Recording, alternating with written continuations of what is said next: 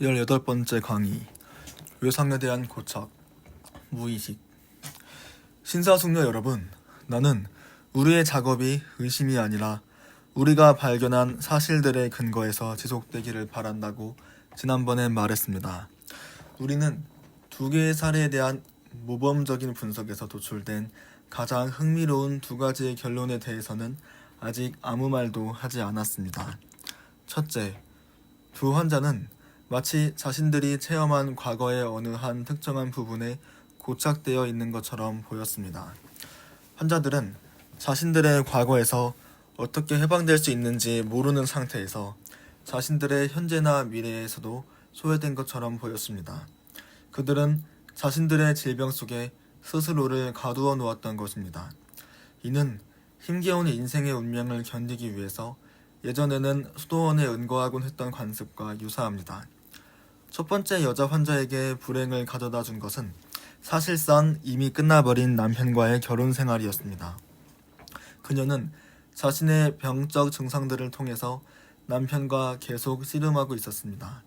우리는 남편을 위해 변론하거나 용서하기도 하고 혹은 그를 추켜 세우며 그가 사라진 것을 원망하기도 하는 목소리들을 이해할 수 있었습니다. 그녀는 젊고 다른 남자들이 탐낼만 했지만 남편에 대한 성실성을 지키기 위해 현실적으로 상상 속에서 혹은 마술적으로 가능한 모든 방책을 강구했습니다. 그녀는 낯선 사람들 앞에 나타나지 않았으며 자신의 외모에 대해서도 무관심했습니다.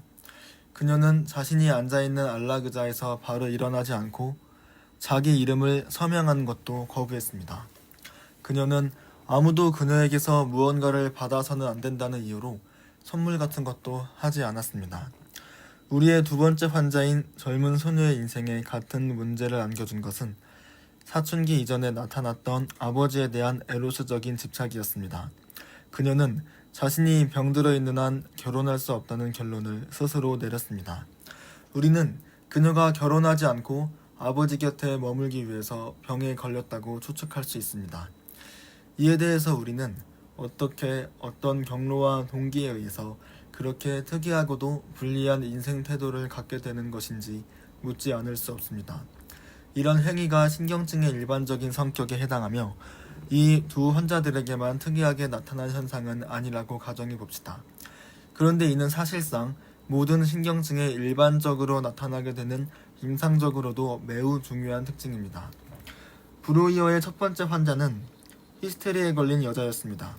그녀는 중병에 걸린 아버지를 보살피지 않을 수 없었던 시기에 이와 비슷한 형태들로 고착되어 있었습니다. 그녀는 병이 치유된 후에도 그때부터 어떤 면에서는 인생과 담을 쌓았다고 볼 수 있습니다. 그녀는 건강하고 활동할 수 있었으나 정상적인 여자의 운명에서는 벗어난 삶을 살았던 것입니다. 우리가 분석을 통해서 모든 환자에게서 밝혀낸 사실은 이들이 자신들의 병적인 증상들을 보이는 과정에서 그 증상들로 인한 결과로 과거의 어느 특정한 시기로 되돌아간다는 것입니다. 많은 경우 환자는 심지어 매우 어린 시기의 인생 단계를 선택하지만 유년기나 혹은 매우 우습게 들릴지 모르겠으나 유아기 때의 인생을 선택하기도 합니다. 우리의 신경증 환자가 보여주는 이런 행태는 바로 전쟁에 의해서 매우 빈번하게 촉발되는 병, 소위 외상성 신경증과 유사합니다. 전쟁이 발발하기 전에도 열차 충돌 사고나 생명을 위협하는 다른 끔찍한 일들이 벌어진 후에는 그 같은 증상들이 나타났던 적이 있습니다. 외상성 신경증은 근본적으로 우리가 정신분석적으로 탐구하고 치료했던 자발성 신경증과 다릅니다. 외상성 신경증을 아직까지 우리의 시각의 근거에서 파악할 수는 없었는데 언젠가는 여러분에게 이 같은 한계가 어디서 연유하는지 분명히 밝힐 수 있기를 희망합니다. 그러나 우리가 완전히 의견의 일치를 본 한 가지 사실을 강조해야겠습니다. 외상성 신경증의 바탕에는 외상을 가져온 사고 순간에 대한 고착이 깔려있다는 것입니다. 환자들은 꿈속에서 규칙적으로 외상적 상황을 반복합니다. 분석이 가능한 히스테리성 발작이 나타났을 때 알 수 있는 사실은 발작은 그 같은 외상적 상황 속에 환자가 완전히 빠져든 상태와 일치한다는 것입니다. 이는 마치 환자들이 외상적 상황을 극복하지 못한 것과 마찬가지입니다. 환자들은 외상적 상황을 아직 정복하지 못한 현실상의 관계로 직면하게 됩니다. 그리고 우리는 이런 해석을 매우 심각하게 받아들입니다. 이 해석은 우리로 하여금 정신적 과정들을 경제적으로 관찰할 수 있는 길을 열어줍니다. 그렇습니다. 외상적이란 표현은 그 같은 경제적인 의미 외에 다른 뜻을 지니지 않습니다. 정신생활에서 짧은 기간 내에 엄청나게 강한 자극의 증가를 가져오는 체험을 우리는 외상적 체험이라고 칭합니다. 그런 강도 높은 자극은 우리가 늘상 익숙한 방식으로 해소하거나 처리할 수 없기 때문에 정신에너지의 운영 과정을 지속적으로 교란시킬 수밖에 없습니다. 이 같은 유사성으로 인해서 우리는 신경증 환자들이 집착하고 있는 것처럼 보이는 체험들도 외상적인 체험들로 지칭하고 싶은 유혹을 받게 됩니다. 그런 방식으로 우리는 신경증 질환을 구성하는 하나의 단순한 조건을 언급할 수 있는 것입니다. 신경증은 외상적인 질환과 같은 것이라고 간주할 수 있습니다. 그것은 지나치게 강렬한 감정에 휘말린 체험을 처리하지 못하는 무기력한 상황에서 발생할 수 있습니다. 브로이어와 내가 1893년에서 1895년에 걸쳐 우리가 새롭게 관찰한 내용을 토대로 해서 이론적으로 체계화한 처음의 공식도 사실 같은 내용을 담고 있었습니다. 남편과 결별한 젊은 여자 환자와 같은 첫 번째 사례는 이 같은 해석에 아주 잘 들어맞았습니다. 그녀는 자신의 결혼 생활이 더 이상 지속될 수 없다는 사실을 극복하지 못하여 이 외상적 체험에서 벗어나지 못했던 것입니다. 그러나 이미 우리가 두 번째로 든 사례, 즉 자기 아버지에게 집착하고 있는 소녀의 경우는 이 공식이 포괄적인 설명을 충분히 해주지 못한다는 사실을 보여줍니다. 한편으로 소녀가 아버지에 대한 사랑에 빠지는 경우란 매우 흔한 일이고 또한 종종 쉽게 극복할 수 있는 것이어서 외상적이라는 표현이 전혀 내용이 없는 공허한 것일 수 있습니다. 다른 한편으로 환자 개인의 이력을 살펴보면 이 최초의 연정적인 집착이 일단은 아무런 해를 입히지 않고 지나갔음을 가르쳐줍니다. 그런데 집착은 여러 해가 지난 후에서야 비로소 강박신경증의 증상들 속에 다시 모습을 드러냈습니다. 따라서 우리는 여기에서 질병의 조건들이 복잡하며 더욱 풍부하다는 점을 예상할 수 있습니다. 그러나 우리는 역시 외상성 관점을 잘못된 것으로 단정짓기는 어렵다는 것을 어렴풋이 예감할 수 있습니다. 이 관점은 다른 해석들과 모순되지 않는 방식으로 잘 정리할 수 있을 것입니다. 여기서 우리는 다시 지금까지의 탐구 과정을 중단해야 합니다. 이 과정은 일단 더 이상 진척될 수 없습니다. 연구를 올바른 방식으로 진행시킬 수 있을 때까지 모든 다른 사실을 더 구체적으로 파악해야 합니다. 우리는 과거의 특정한 단계에 대한 환자의 고착을 주제로 삼았는데 이에 대해 아직 언급할 것이 있습니다. 즉, 고착이란 현상은 신경증의 차원을 훨씬 넘어서서 포괄적인 의미를 지닌다는 것입니다. 모든 신경증은 그런 고착을 포함합니다. 그러나 모든 고착이 신경증으로 연결되지는 않습니다. 또 모든 고착이 신경증과 함께 나타나거나 혹은 신경증을 통해서 발생하는 것은 아닙니다. 어떤 과거에 대해서 감정적으로 고착하는 가장 전형적인 모습은 슬픔입니다. 슬픔 자체는 현재와 미래에 가장 완전하게 등을 돌릴 수 있는 길입니다. 그러나 슬픔은 문외한들의 판단에 따르더라도 신경증과 분명히 다릅니다. 반면에 슬픔의 병적인 형식으로 지칭할 만한 신경증 증세들이 존재합니다. 사람들은 외상적 체험을 지금까지 자신의 삶을 지탱해왔던 토대가 흔들리는 사건으로 경험하면서 완전한 정지 상태에 놓이게 됩니다. 이때 그들의 정신은 현재나 미래에 대해 관심을 기울이기를 포기하고 지속적으로 과거에만 매달립니다. 그렇다고 이런 불행한 사례들이 신경증으로 발전한다고 볼 수는 없습니다. 따라서 우리는 신경증의 여러 특성 가운데 하나인 이 특징이 규칙적으로 나타나고 그 밖에도 매우 중요한 의미를 지닌다 해도 그 의미를 과대평가할 수는 없습니다. 이제 우리가 분석한 두 번째 결과에 대해서 살펴봅시다. 여기에 대해서는 나중에 어떤 제한을 가해야 할 것인지 두려워할 필요가 없습니다. 우리는 첫 번째 여자 환자에 대해서 그녀가 어떠한 형태의 무의미한 강박행위를 저질렀으며 또 그녀가 자신의 강박행위와 관련된 것으로 어떤 내밀한 인생의 기억을 설명했는지 여러분에게 전했습니다.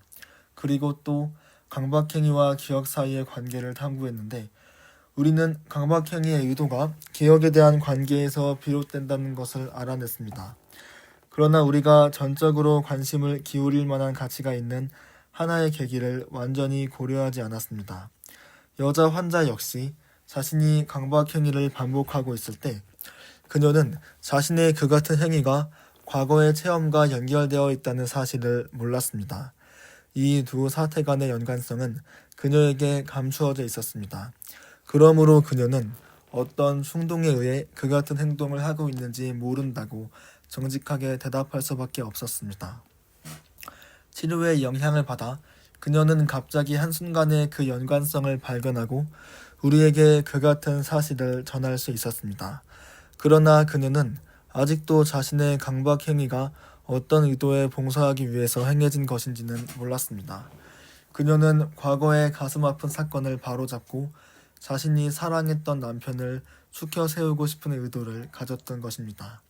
그 같은 동기만이 강박행위를 지속시킬 수 있는 힘이었다는 사실을 그녀가 파악하고 나에게도 시인하기까지는 상당히 오랜 시간이 걸렸으며 많은 노력이 소모되었습니다. 불행한 결과를 초래했던 결혼 첫날 밤의 장면과 남편에 대한 환자의 다정다감한 마음의 동기가 서로 연관되어 나타난 결과가 바로 우리가 강박행위의 의미로 칭하는 것입니다. 그러나 강박행위를 하는 동안 그녀는 그 의미가 어디서 유래했는지 그리고 무엇을 위한 것인지 등과 같은 두 가지 의미의 방향에 대해 알지 못했습니다.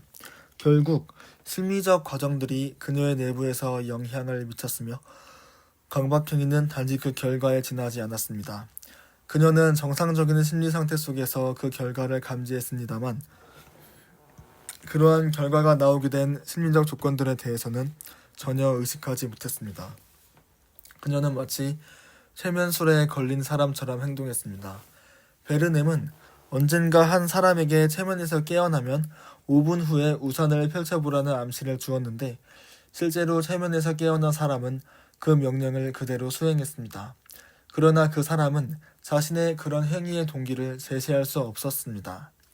우리가 무의식적 심리 과정들의 실제에 대해서 말할 때는 그 같은 사태를 염두에 두고 있는 것입니다. 이 같은 사실을 좀 더 정확하게 학문적으로 규명할 수 있으면 그렇게 해보라고 세상의 모든 사람을 향해 요구할 권리가 있습니다. 그에 대한 정확한 학문적 규명이 이루어진다면 우리는 무의식적인 정신 과정들이라는 가설을 기꺼이 포기할 수 있을 것입니다. 그러나 그때까지 우리는 이 가설에 의존할 것입니다. 만약 누군가가 무의식이란 과학적으로 실제하는 것도 아니고 단지 궁여지책에서 나온 표현에 지나지 않는다는 식의 반론을 제기한다면 우리는 별 수 없다는 듯이 어깨를 움츠리며 그런 반론 자체를 이해할 수 없는 주장으로 간주하고 거부할 수밖에 없습니다. 강박행위처럼 그렇게 현실적으로 손에 잡히는 결과들을 초래하는 것을 실제하지 않는 그 무엇으로 볼 수는 없습니다. 우리가 두 번째 여환자에게서 직면한 사태도 근본적으로는 같은 것입니다. 그녀는 베개가 침대의 판자에 닿게 해서는 안 된다는 규칙을 만들었습니다. 이 규칙은 그렇게 준수될 수밖에 없었지만 그녀는 어디서 그런 규칙이 유래하고 무엇을 의미하며 어떤 동기들에 의해서 그런 규칙이 힘을 발휘하는지 알지 못했습니다. 그녀가 그 규칙 자체를 무관심하게 대하거나 아니면 그에 저항하거나 혹은 거세게 화를 내며 위반할 의도를 지닌다고 해도 그것은 강박행위의 수행과는 무관합니다. 그 규칙은 수행되어야 하며 그녀가 왜 그래야 하는지에 대해서는 자문해 보아야 소용이 없습니다. 그럼에도 불구하고 우리는 다음과 같은 사실들을 인식해야만 합니다. 즉, 강박신경증의 이 같은 증상들이나 강박적인 표상들과 충동들은 정신활동의 특수한 영역, 다른 영역들에서 차단된 영역이 실제로 존재한다는 사실을 가장 확실하게 가리킨다는 것입니다. 이러한 강박신경증의 증상과 표상, 강박 충동들은 모두 다른 정상적인 정신활동의 영향력에 심하게 저항하는데 이런 무의식적 힘들이 어디서 유래하는지 우리는 모릅니다. 그런 표상이나 충동들은 환자 자신에게 마치 낯선 세계에서 찾아온 어마어마하게 강력한 손님과 같은 인상을 주며 사멸할 수밖에 없는 존재들 가운데 섞여 있는 불멸의 존재와 같은 인상을 줍니다. 이로부터 거의 필연적으로 도출되는 확신은 마음속에 무의식이 존재한다는 것입니다. 바로 그런 이유로 인해서 오직 의식 심리학만을 알고 있는 임상정신의학은 이 같은 질병을 특수한 퇴행적인 유형의 정신질환 징표에 불과하다고 주장하는 것 이외에는 아무것도 할 수가 없으며 질병 자체에 대해서는 더 이상 어떻게 해볼 도리가 없는 것입니다. 강박 행위들이 의식에서 벗어나 있지 않은 것처럼 자연히 강박 관념들과 강박 충동들 자체는 무의식적인 것이 아닙니다. 그런데 강박 충동이나 강박 관념들이 의식에 이르기까지 치밀어 오르지 못했더라면 증상들로 나타나지는 않았을 것으로 추정할 수 있습니다. 그러나 우리가 분석을 통해서 밝혀낸 강박행위의 심리적 전제 조건들과 해석을 통해서 설정한 연관들은 우리가 그것을 분석 작업을 통해서 환자에게 의식시키기 전까지는 무의식적이었던 것입니다.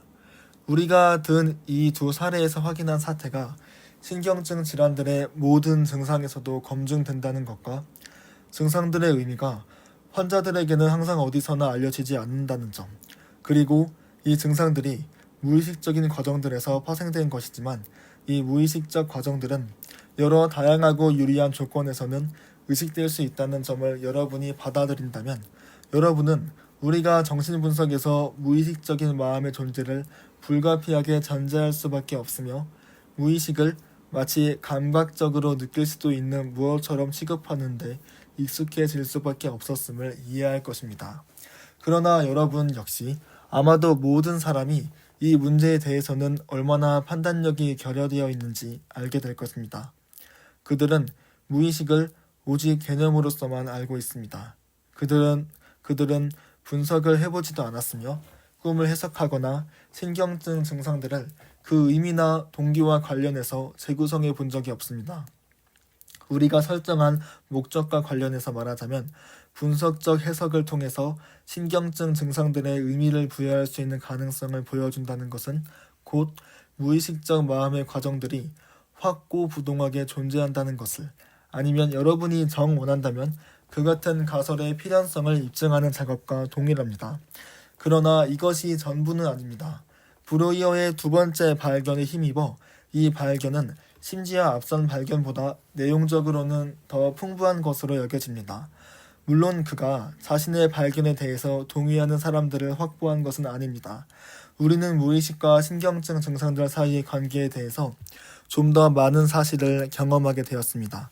증상들의 의미가 되게 무의식적이라는 사실만 밝혀진 것이 아닙니다. 증상의 무의식적 성질과 증상들이 실제할 수 있는 가능성 사이에는 대리 관계가 성립합니다.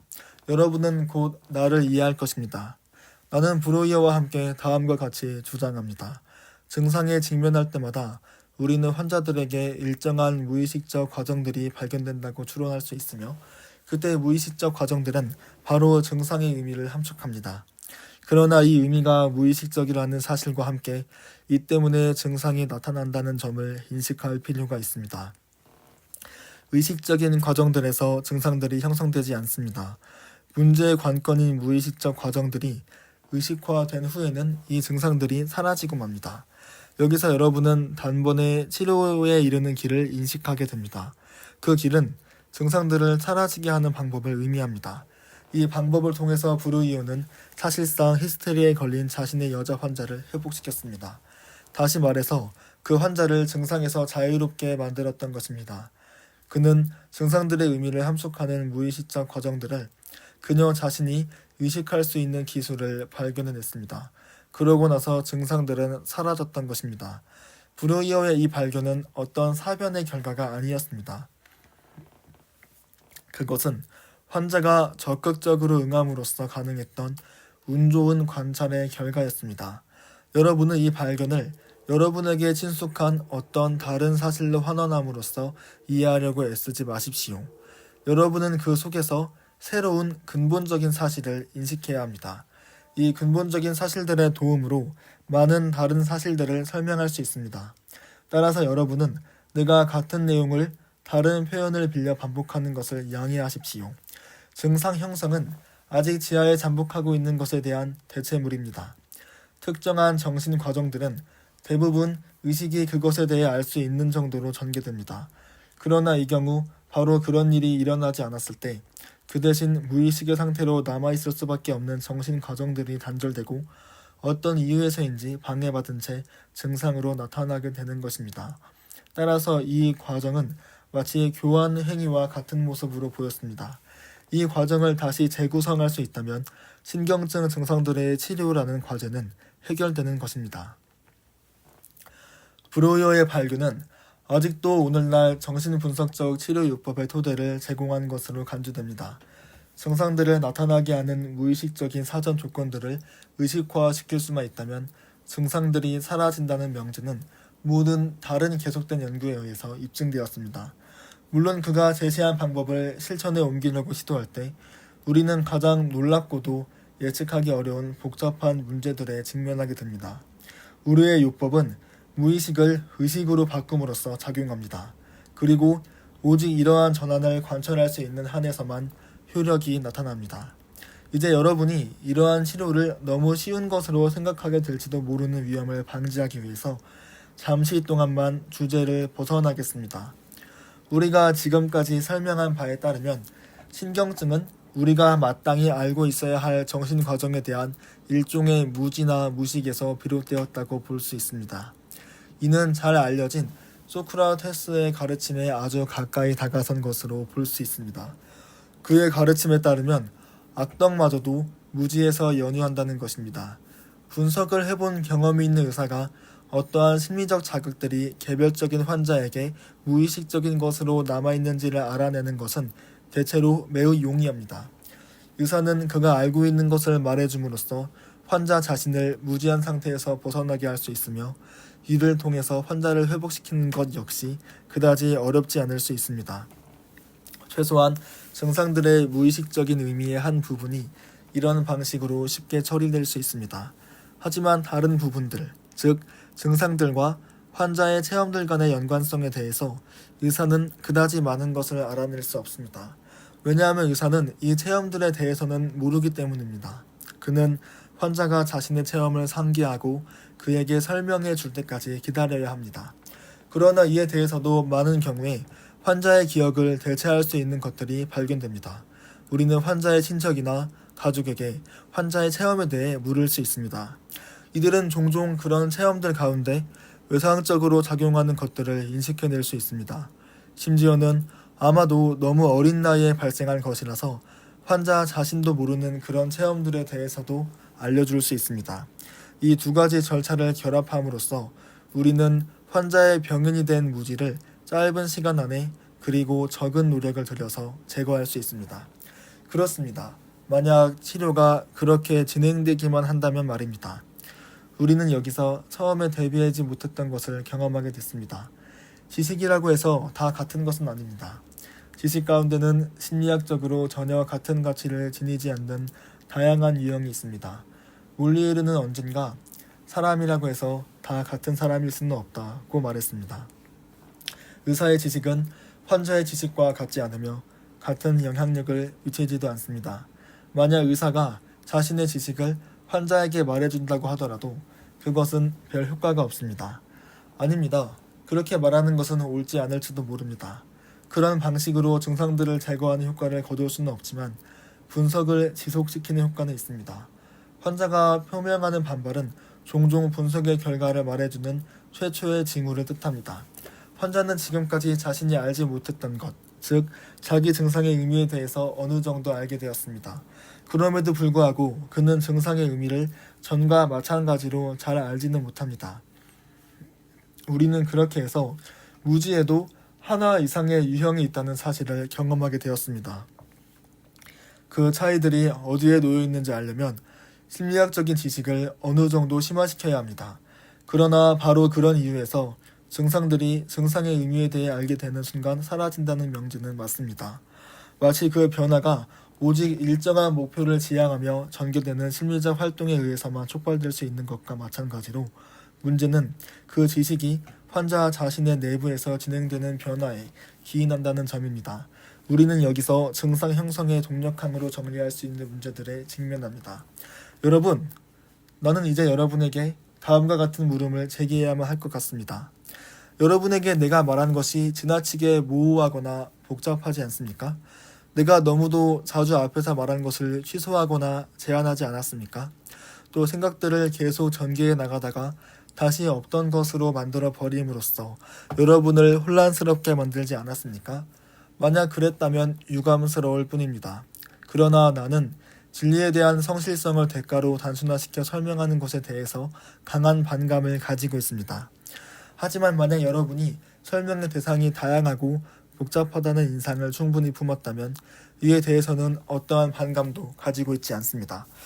그리고 만약 내가 모든 개별적 사항들에 관해서 여러분이 순간적으로 평가하고 이해할 수 있는 것보다 많은 것을 말했다고 해서 해가 될 일은 없습니다.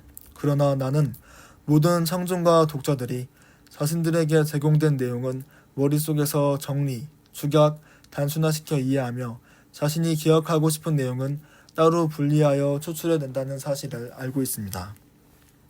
더욱 풍부한 지식이 전달될수록 더욱 많은 내용이 남게 된다는 사실은 어느 정도 맞습니다.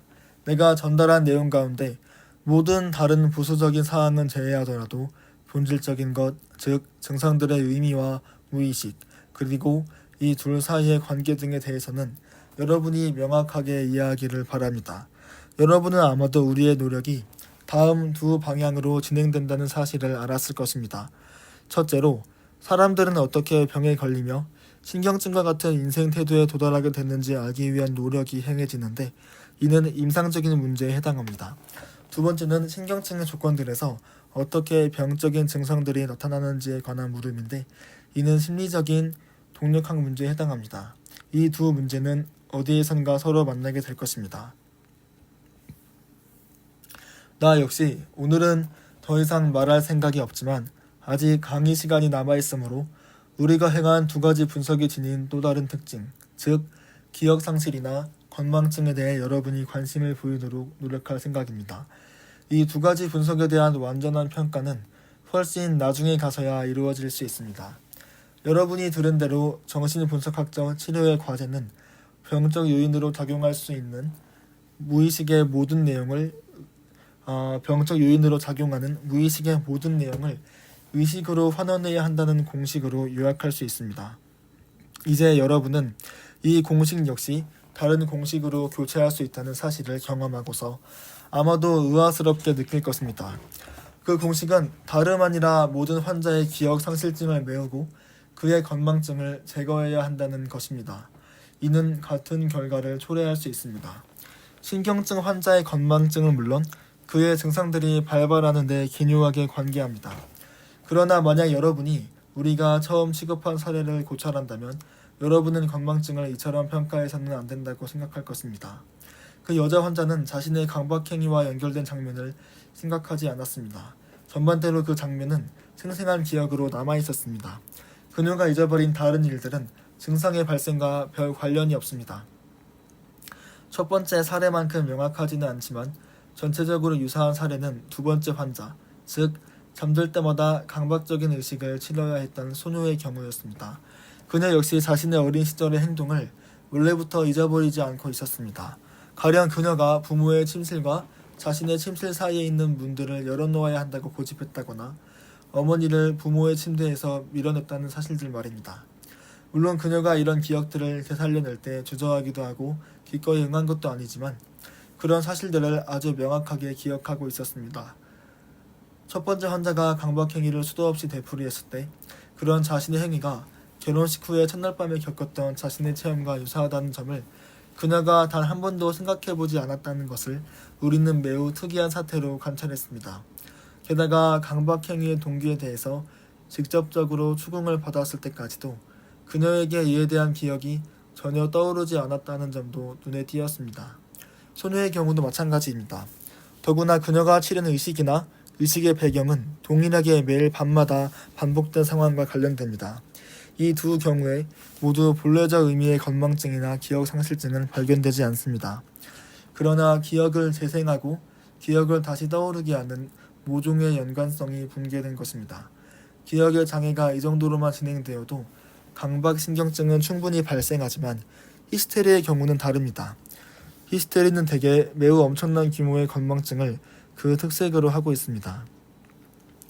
개별적인 히스테리 증상들을 분석하면 그 사람의 인생에서 발생했던 일련의 인상들과 마주치게 됩니다.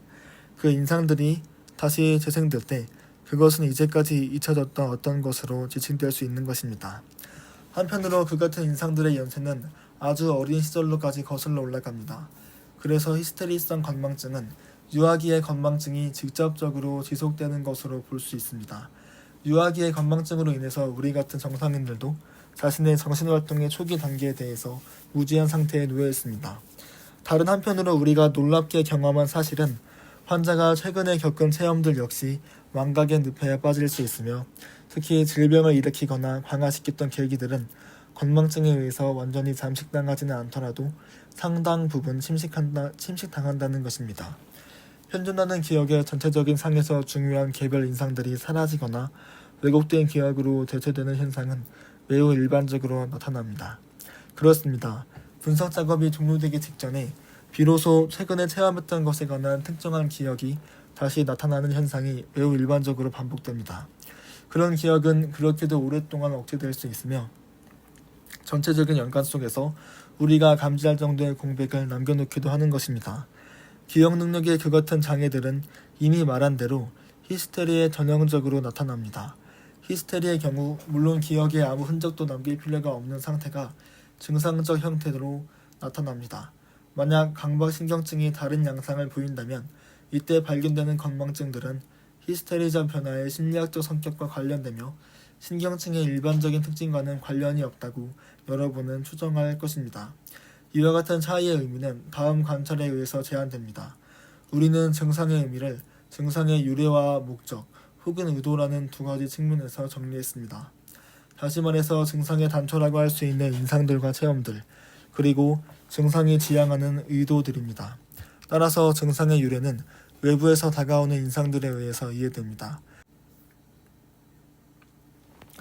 그런 인상들은 필경 언젠가는 의식되었으나 잊혀진 연후에는 무의식적으로 변화된 것들입니다. 증상의 목적은 증상의 경향성으로서 항상 마음의 내부에서 진행되는 심리 내적 과정인데 이는 처음에는 의식되었을지 모르나 나중에는 한 번도 의식되지 않고 또 그 이후로 계속해서 무의식 속에 존재하는 그런 과정입니다. 따라서 건망증이 히스테리의 경우처럼 증상을 지탱해주는 체험들까지 엄습하지 않았는가의 여부는 그다지 중요하지 않습니다. 목적, 즉 증상의 경향은 처음부터 무의식적일 수 있지만 증상이 무의식에 종속되어 있다는 점을 확증시켜줍니다. 더구나 강박신경증도 히스테리의 경우만큼 무의식에 단단히 얽매여 있습니다. 정신생활에서 무의식을 강조함으로써 우리는 정신분석에 반대하는 비판의 악령들을 불러들였습니다. 여러분은 이에 대해서 놀라지 마십시오. 그리고 우리는 우리에 대한 저항이 단지 무의식을 파악하기 어렵기 때문에 혹은 무의식을 입증해주는 체험들에 접근하기 어렵기 때문에 일어난다고 믿지는 마십시오. 나는 그런 저항이 좀 더 깊은 데서 비롯된다고 여깁니다. 인류는 과학이 발전하는 과정에서 자신들의 소박한 자기에 대한 두 가지 모욕적 사태를 견디어낼 수밖에 없었습니다. 첫째, 인류는 우리 지구가 우주의 중심이 아니며 그 크기가 전혀 상상 불가능한 우주 체계의 아주 작은 부분에 불과하다는 경험을 했습니다. 물론 이미 알렉산드리아의 과학자들도 비슷한 언급을 했지만 그 같은 모욕적 체험과 함께 우리에게 연상되는 이름은 코페르니쿠스입니다. 인류의 자존심에 대한 두 번째 모욕은 생물학적 연구에 의한 것입니다. 생물학은 소위 인간이 창조에 관한 특권을 지닌다는 생각을 파괴해버렸습니다. 인간은 단지 동물계에서 유래한 존재로서 자신의 동물적 본성을 제거해버릴 수 없다는 사실을 인식시켜 주었던 것입니다.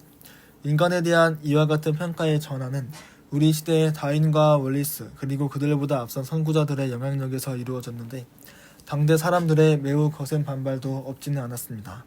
그런데 세 번째로 인간이 지닌 과대망상증은 현재 진행 중인 심리학적 연구에 의해서 가장 민감한 모욕을 당한 것입니다. 심리학적 연구는 자아가 자신의 집 안에서도 더 이상 주인일 수 없으며 자신의 정신생활 안에서 무의식적으로 진행되는 과정에 대해 오직 초라한 정보들만을 접하고 이에 의존할 수밖에 없음을 자아에게 입증해 보이고자 했습니다. 물론 우리 정신분석학자들이 처음으로 인간이 자신의 내부에 대해 성찰해야 한다는 경고를 한 것은 아닙니다.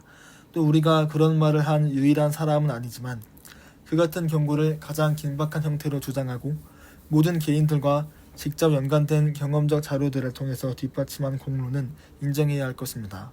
이런 이유에서 사람들이 우리 학문에 대해서 일반적으로 저항하고 모든 형태의 학술적인 예절에 대한 배려를 포기할 뿐만 아니라 반대하는 과정에서 모든 공정한 논리의 굴레를 벗어버리는 것입니다. 게다가 우리는 이 세상의 평온을 역시 다른 방식으로 교란해야만 했는데 이런 견해에 대해서도 여러분은 곧 알게 될 것입니다.